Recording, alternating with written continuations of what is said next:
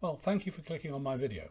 Now, if you watch this video, you'll find out why my hair grew back in a limited way after me being bald for years. Now, you may say, look in this, bald bloke with beard. Well, yes, bald bloke with beard and a bit more hair. And find out why that and other things may prove my hypothesis about stem cells and the aging process, what I call the interleukin 10 hypothesis. And it may not be interleukin 10, but still, it's the same principle. And have things to talk about with your healthcare professional, which might be dangerous, but might also improve your health and well-being. So, here's a disclaimer. I'm not medically qualified. I have a degree in physics, but not medicine.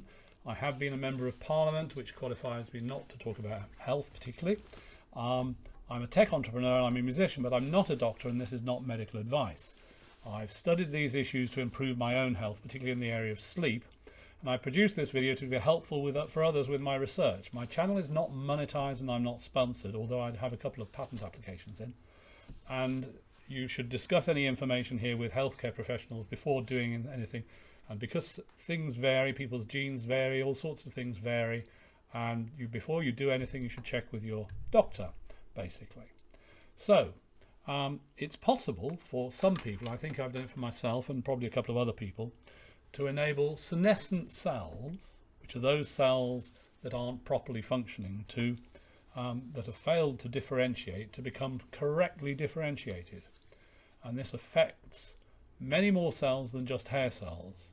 And it might make people more healthy and increase well-being, i.e. the health span, but probably does not extend the maximum lifespan.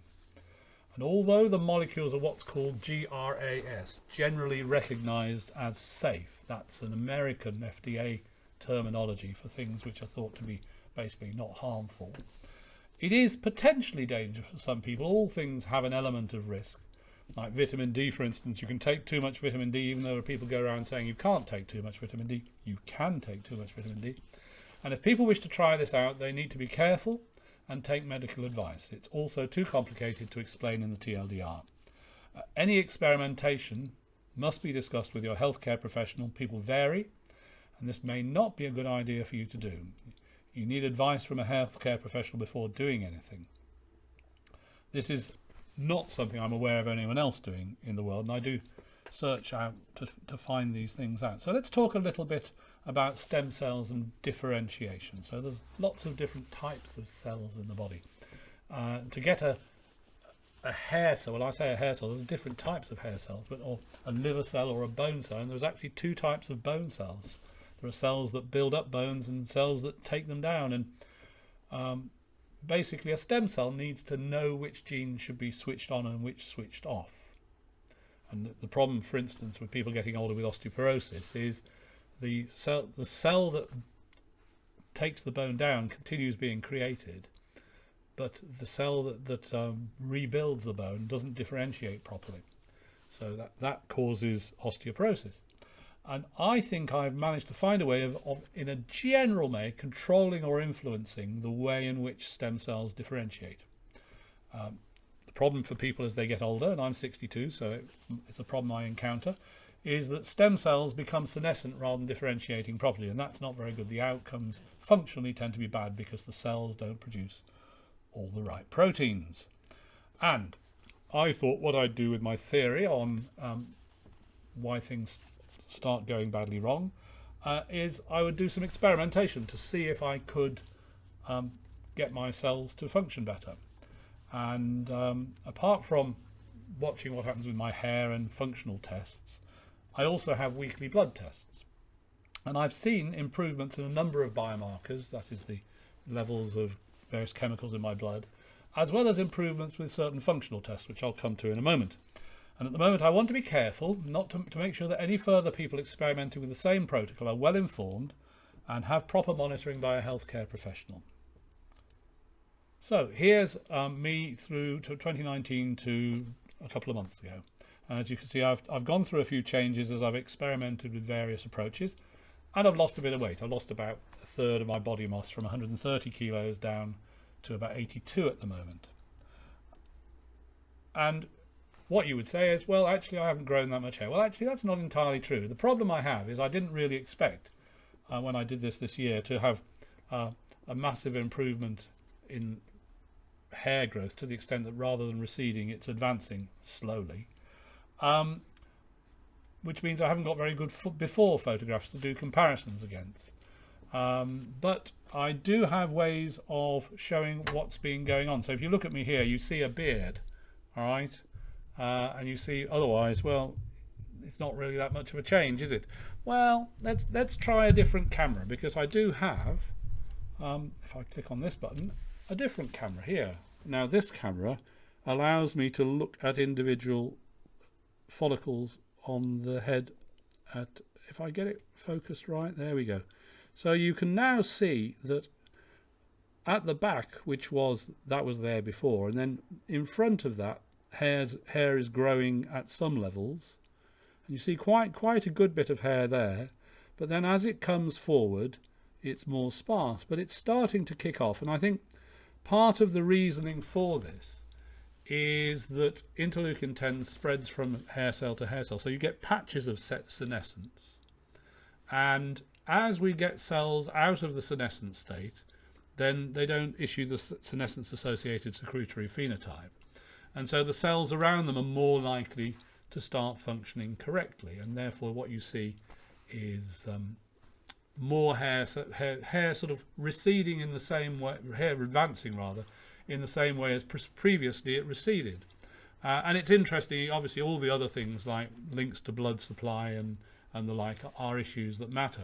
But then if you come to the issue of the beard, if you notice with the beard, what's happening here is actually I'm getting hair in places, in fact I didn't used to be able to carry off a beard, and I'm getting hair on my cheeks which wouldn't happen previously, and it's pigmented hair. So the new hair that's growing is actually a pigmented hair rather than white hair. And generally what I find is that if a hair starts pigmented, it stays so in the main, and generally if it starts white, it stays so. Although I did manage to get one hair I found this morning which actually at the front of my head, which has started in a I can't find it now, but you found it earlier.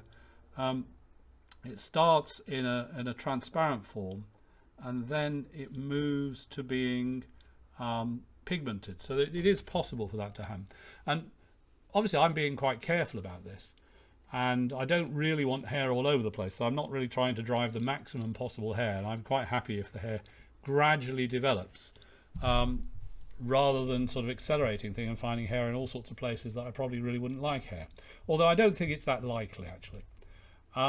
Anyway, so functional tests are another thing to look at when you're looking at how people function. Obviously functional tests test how people function, and one of them that's quite a good one is standing up and then sitting down on the ground and then standing up again, and seeing how well you can do this. Now this is a version of this test that I did in February this year, and you'll see I'm not particularly good at it. So I get down and I have to use a knee to get down, and then I don't really stabilize properly, and then when I get up I'm not using my hands, but I have to use two knees. Now that scores me 7 out of 10 because I had to use a knee to get down and I had to use two knees to get up, so I subtract 1 point for each limb that I've used. That's not too bad for somebody aged 62, but actually it's still not good. Now I did that again earlier this week, and here's where we go now. So I can sit straight down without using anything to sit down with, but I have to use a hand to get me going back up again. That gets me 9 out of 10. Whether I'll ever be able to get the 10 out of 10, I don't know. Some people can, which is good. But it's a good test. Functional tests are good ones of general health status, and they do indicate how healthy people are, and they can be used to determine how people are, how likely somebody is to live, say, for the next 10 years or whatever. And so that's one aspect of functional tests. Another thing I was interested in was seeing whether I could actually overcome what's called sarcopenia. So that is whether I could overcome being able to build muscle through exercise, because what people find is it gets harder and harder to maintain muscle as people get older. Now I was never able to do a chin-up, and some people would say, well, you can't really do one now. Well, I suppose I'm not doing too badly. I'm able to hold my weight up and to go back up, although it's not a proper chin-up. but I'm quite happy with it. I'm not a gym bunny. I don't go to the gym all the time. I try a couple of exercises a day. Sarcopenia is caused because when you build muscles, you've got three requirements. Nutrients. If you haven't got the nutrients, you're not going to build muscle. Exercise. If you don't exercise, and walking's exercise, but if you don't exercise, you won't build muscle.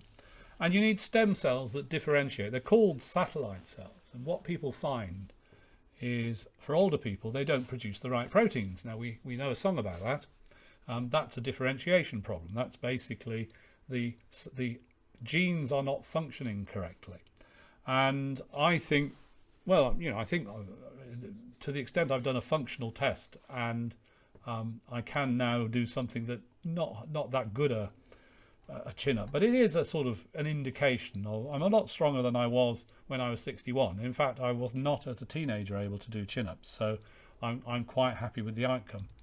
A biomarker, a chemical in the blood, is called glycated hemoglobin, HbA1c, and this is used to indicate how good you are at processing glucose, sugar. Glucose is a specialist form of sugar. It's used as an indicator of whether people are likely to be diabetic or are diabetic, and it's used to show the average level of glucose in the blood over a period of about 28 days, something like that. Now, that's as far as most things go, and because I do weekly blood tests, I've spent some time trying to study how to get really good information from the blood tests, and it's a little bit harder than one would hope. And it turns out that actually there are two types of HbA1c, or glycated hemoglobin. Firstly, the glucose reacts with hemoglobin in a reversible manner to add on an aldamine element, and then from there it becomes more stably ketoamine. Now, different labs test in different ways, and some labs give you a figure for HbA1c which includes both values, and some labs give you a figure which only includes the ketoamine version. And that doesn't help, because obviously these are not comparable figures. And then you have a further problem, which is that whilst out of your body and in the test tubes and before being tested, chemical reactions go on in your blood sample. And for instance, glucose reacts with hemoglobin to create HbA1c with the aldamine form. And I've had so many different results in HbA1c. I actually got, the lowest value I got was 4.18%, which is a pretty good result, and it comes down from my previous 5%. And that does indicate that my sugar processing has improved, which could be evidence of cells functioning better, differentiating better. Now, whether that would help somebody who actually has type 2 diabetes or not, we don't know, and it might not. It's an interesting thing to look at as to whether it might help, but I'd be quite careful about it. But it is interesting. Sadly, when you talk to the labs, the support systems don't always know the answer to the question of, are you testing both types of HbA1c? Sometimes one of them is called HbA1d, and sometimes it's called HbA1c, but that's one of the problems in life. Creatinine is another interesting chemical that you find in the blood, and it's created by your body from using muscles from creatine, and it's removed from the blood by using the kidneys, and it's used to estimate at what's called the glomerular filtration rate, and it's a basic indicator of kidney health, and it can vary. The level of creatinine can vary with exercise. If you do a lot more exercise, you get a lot of creatinine in your blood, and if your creatinine goes up, that doesn't mean your kidneys are worse, it just means you've done some exercise. And sadly, this is something else that metabolizes in the blood sample. So if you use a postal lab, as I was doing initially, then you will find you get a higher creatinine value simply because it's metabolized in the blood. And part of the way through my testing process, I decided I was having great concerns about the accuracy of some of the results I was getting. So I sent the same sample, or a similar sample, to a number of labs, and on one occasion I sent a sample of my blood from the same needle taken at the same time to 3 different labs. And I got creatinine figures in micromoles per litre of 73 from the one where I took it to the lab, 83 from one which had a postal delay of 1 day, and 93 from a postal delay of 2 days. And sadly, the labs don't warn you about that. Now, what I find, however, which is interesting from this differentiation and health span type issue, is that the lowest value of creatinine I've had is actually 62, which implies a really good level of kidney function, and it's improved my previous value of 87, much that obviously now I know there are so many problems working out what the creatinine level actually is. I don't really know what my original creatinine level was because it was just done by a lab, and I don't know how long it was the delay was before the lab actually tested it. And this is one of these things. It would be really nice to know when you get a blood test exactly how long it's taken for the blood to get into the lab and start being tested. Now, again, we don't know whether somebody who actually has worse kidney function, because my kidney function was always all right, if they try to differentiate their cells in their kidney, whether that would actually improve kidney function. That would be very nice if it would, because there's not a lot of other solutions to this. But what this does indicate is that kidney function is driven by senescence, on the basis that my theory is right, which this tends to indicate. And that if we can reduce the senescent load by making things function, then we can improve kidney function. And then we have another thing, C-reactive protein, CRP. And C-reactive protein is used and is an indicator of inflammation. It's another chemical in the blood. And it's relatively easy to test for, which is important because it cuts the cost of the test. And sometimes in your health panel, if you get a big sort of men's health or women's comprehensive health panel, the more expensive test often, they'll include C-reactive protein. And it's caused by the release of interleukin-6, which is a cytokine. And interleukin-6 is part of what's called the senescence-associated secretory phenotype. Now, that is issued by senescent cells. And it also includes interleukin-10. So senescent cells send out interleukin-10, which goes through the Janus kinase, affects nuclear factor kappa B, and then goes into the SLC25A1, which is where I think the issue lies in terms of differentiation. Anyway, so what interleukin-6 and therefore C-reactive protein indicates at a base level is a senescent cell load. However, if you have a bacterial infection which generates its own interleukin-6, what you will find is that puts up C-reactive protein as well. So it's only when you haven't had a recent infection that C-reactive protein can be used as an indication of senescent cell load. And prior to me going into this particular routine, my C-reactive protein level was 0.5 milligrams per litre, which is quite low anyway. And it went down to 0.17 milligrams per litre. Now, the lab I'm using is my current favourite lab because they know how accurate their machinery is. And a lot of labs, when you ask them, how accurate is your machinery, they don't know. And the lab I'm using at the moment knows that their minimum reading is 0.16, and they read it in 0.16s. So I can't get 0.18 of a milligram per litre. And if the next level down would be below 0.16 of a metre. Now, generally the CRP, the C-reactive protein test, has a minimum level of 0.6 of a milligrams per litre, and the high sensitivity test is thought to normally have a minimum sensitivity of 0.3 milligrams per litre. But in fact, the lab I'm using at the moment has a minimum sensitivity of 0.16 milligrams per litre, which is really very good. And it's important to know what your C-reactive proteins levels are to give you an indication. So this, again, fits with the hypothesis that in doing what I'm doing, I have reduced my senescent cell load. And it's in many ways more significant. It's a very important biomarker, this one. So my company offers at no charge an educational program on how to use this protocol. It's not health advice or medical treatment, but if people wish to study this, students, if they wish to try it out, must agree to have frequent blood tests, and not necessarily weekly, but there is a cost to that which students will have to pay for. and they'll have to purchase their own molecules. These are mainly available over the counter in most, if not all, countries. A few may require a prescription but are not essential anyway. The ones that are essential tend to be over the counter. Students must sign a non-disclosure agreement and a disclaimer, and students stay in touch with me and take advice from their healthcare professional to ensure that no harm is done. And please see the comments section for this video for the email address to use to apply to join the education process. Well, thank you for watching my video.